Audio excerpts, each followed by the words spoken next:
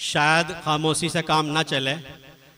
मौलाना साहब बता रहे थे कि हमें स्ट्रेट मिलती हैं, धमकियाँ मिलती हैं, लेकिन हमारे जो सीनियर लीडर हैं उन्होंने हमें इतना हौसला दिया है कि बचकर चले वो हमसे जिसे सर अजीज हो, बचकर चले वो हमसे जिसे सर अजीज हो, हम सर फिरो के साथ कोई सर फिरा चले। आइए हजरात, डरने घबराने वाली जमात ही नहीं इंशाअल्लाह ताला, वो सवाल ही पैदा नहीं होता। मैं इस प्रोग्राम को एक कदम और आगे बढ़ाऊं।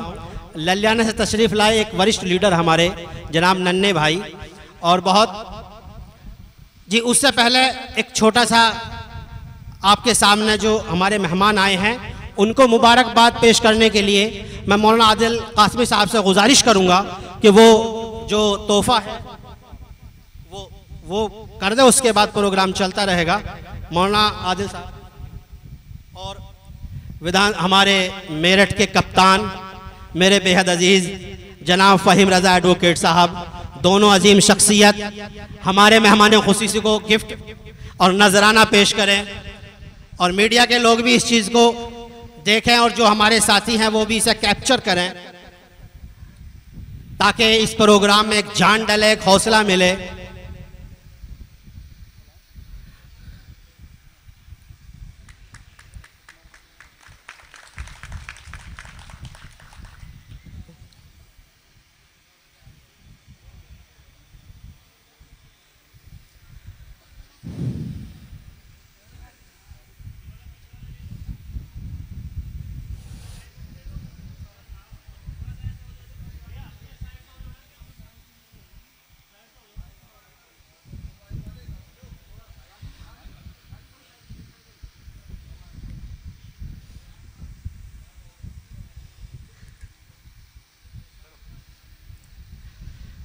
चलिए हजरात, बहुत बहुत मुबारकबाद आज तमाम लोगों को, और आपने जो प्रोग्राम को एक कदम और आगे बढ़ाऊं, और आज़ादी के बाद से लेकर हमने तमाम पार्टी को अपना वोट, अपना सपोर्ट दिया, तमाम लीडर को अपना लीडर माना, लेकिन शायद उनके ज़बान या तो गूंगी है या वो हमारे हुकूक के लिए बोलते नहीं। बशीर बद्र ने कहा था कि बड़े शौक से तू मेरा घर जला, कोई आँच न तुझ पर आएगी। बड़े शौक से तू मेरा घर जला, कोई आँच न तुझ पर आएगी, कि ये ज़बां किसी ने खरीद ली, ये कलम किसी का गुलाम है। हजरात लेकिन अब ऐसा नहीं है। अब हमारे तमाम सीनियर लीडर, खासकर शादाब चौहान साहब, जब किसी डिबेट में बैठते हैं तो बरजस्ता आंख से आंख मिलाकर आप लोग देखते भी होंगे, चाहे अंजना ओम कश्यप हो, चाहे चित्रा त्रिपाठी हो, बड़े अदब और सलीके के साथ कहते हैं कि सितमगर तुझसे उम्मीदें वफा होगी जिन्हें होगी, हमें तो देखना यह है कि तू जालिम कहां तक है। और इन्हें देखकर हमें जो हौसला मिलता है इंशाअल्लाह ताला, उससे ऑल इंडिया मजलिस इत्तेहादुल मुस्लिमीन उत्तर प्रदेश में भी एक नई तारीख लिखने जा रही है। आइए मैं अपने नेक्स्ट स्पीकर को गुजारिश करूं जनाब मुबशिर भाई कि वो आए और बहुत कम अल्फाजों में वक्त की नज़ाकत को भापते हुए अपनी बात सामाईन के सामने पेश करें। जनाब मुबशिर भाई। अस्सलाम वालेकुम। व नुसल्ली अला रसूलिहिल करीम अम्मा बाद, सदक़ल्लाहुल अज़ीम। दोस्तों, मैं एक शेर के साथ अपनी बात शुरू करना चाहता हूँ। उकाबी रूह जब बेदार होती है जवानों में, कि उकाबी रूह जब बेदार होती है जवानों में, तो उसको अपनी मंजिल नजर आती है आसमानों में।